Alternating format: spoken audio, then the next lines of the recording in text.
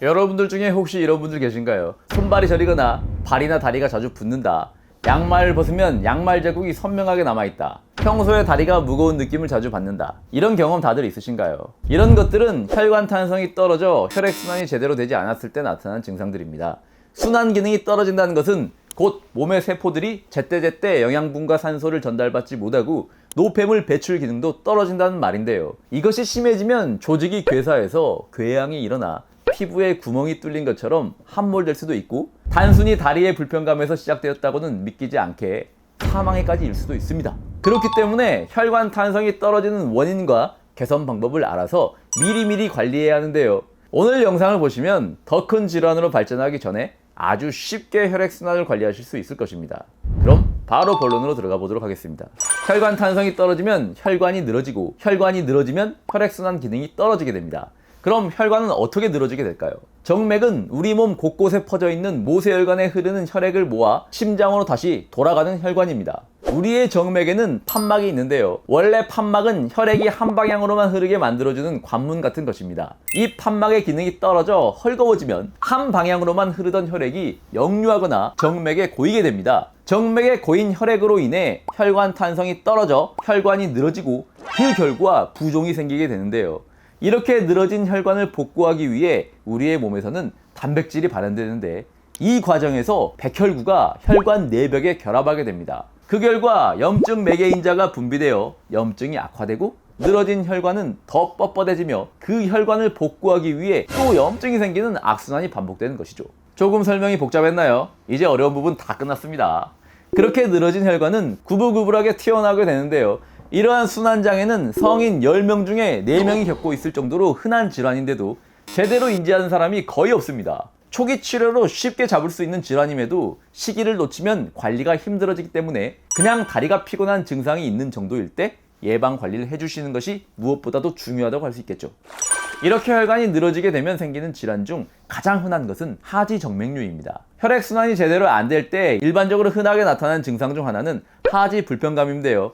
하지의 불편감에는 하지부종, 하지불안 증후군 이런 것들도 있지만, 이 중에서 가장 대표적인 증상은 하지정맥류라고 할 수 있습니다. 하지정맥류는 심해지면 단순히 혈관이 징그럽게 튀어나오는 것에 그치지 않고 종아리 밑으로 부종이 생기고, 피부색이 거무튀튀해지고 피부염이나 궤양을 유발할 수도 있습니다. 의학적 시술로 이러한 정맥류를 제거해 피부 손상의 원인을 일시적으로 제거했다 하더라도 애초에 혈액순환을 개선하지 않으면 재발이 쉽게 일어나기 때문에 근본적인 개선이 필수라고 볼 수 있습니다. 혈관이 늘어져서 생기는 질환 중 두 번째로 자주 보이는 것은 치질입니다. 우리나라 국민 절반 정도가 평생 한 번 이상 겪는다는 흔한 질환인 치질은 항문과 그 주변에 생기는 질환입니다. 덩어리가 생기는 치액, 항문 내벽이 찢어지는 치열, 항문 주위 조직에 고름이 차는 치루가 모두 치질이라 할 수 있는데요. 음주, 변비, 설사, 잘못된 식습관이나 배변 습관 등으로 항문에 지속적인 압력이 가해져 발병하게 됩니다. 치질 역시 심해지면 늘어진 혈관 부분이 괴사해 타는 듯한 극심한 통증을 유발하기도 합니다. 그리고 지금부터 알려드리는 증상이 있는 분들은 혈관이 늘어져 생기는 질환 중 가장 위험한 증상을 가지고 계실 수 있으니 한번 점검하시면서 영상 시청해 주시죠. 발목을 움직일 때 종아리가 땡기거나 아프다. 증상이 있는 쪽 다리가 부으면서 반대쪽 다리보다 둘레가 커져 있다. 부은 부위를 손가락으로 눌렀다 뗐을 때 자국이 그대로 남아있다. 다리색이 푸르거나 붉게 변했다. 여러분들 중에서 여기에 해당되시는 분들 있으셨나요? 증상이 없는 경우도 있긴 하지만 이런 증상이 있으셨다면 심부정맥 혈전증이 있을 가능성이 높습니다. 하지정맥류와 치질까지는 들어보셨을지 몰라도 심부정맥 혈전증이라는 질환은 낯선 분들이 많으실 겁니다. 하지만 심부정맥 혈전증은 그저 다리의 불편 같아 보이던 증상이 사망에까지 이를 수 있는 무서운 질환입니다. 정맥은 피부 바로 아래에 있는 표제정맥과 근육 안쪽 깊은 곳에 있는 심부정맥으로 나뉘는데요. 이 깊은 곳에 있는 심부정맥이 혈전 때문에 막히면서 문제가 생기는 것이 바로 심부정맥 혈전증입니다. 이 역시 혈액순환이 안 되어 혈관이 늘어지기 쉬운 다리에 잘 생기곤 하는데요. 보통 한쪽 다리에서만 나타나고 혈관을 따라 통증이나 열감이 느껴지기도 합니다. 이 질환의 가장 무서운 점은 단순히 그냥 다리가 붓고 아픈 흔한 증상으로만 보이지만 다리에 혈전이 떨어져 나와 혈관을 타고 올라가서 폐를 막을 수도 있다는 점입니다. 혈전이 폐혈관을 막으면 폐색전증이 생기는데, 폐색전증은 미국 급사자의 20%를 차지하는 무서운 질병으로 폐색전증에 걸린 사람 10명 중 1명이 사망할 만큼 사망률이 높은 병입니다. 그럼 혈액순환을 근본적으로 관리하려면 어떻게 해야 할까요? 여러분들 혹시 비타민 P라고 들어보셨나요? 비타민 P의 P는 permeability라는 단어의 약자인데 투과성이라는 뜻입니다. 모세혈관은 피부세포에 산소와 영양소를 공급하는데 이 공급이 원활하게 이루어지려면 모세혈관이 적당한 투과성을 유지해야 합니다. 모세혈관의 투과성이란 혈관 밖으로 혈관 안에 있는 물질이 투과되어 빠져나가는 정도를 뜻하는데요. 비타민 P의 주 임무는 이 모세혈관의 투과성을 너무 높아지지 않게 관리해주는 것입니다. 비타민 P는 이렇게 모세혈관의 투과성을 유지함으로써 말초혈관의 혈류를 개선해 혈액순환에 큰 도움을 줍니다.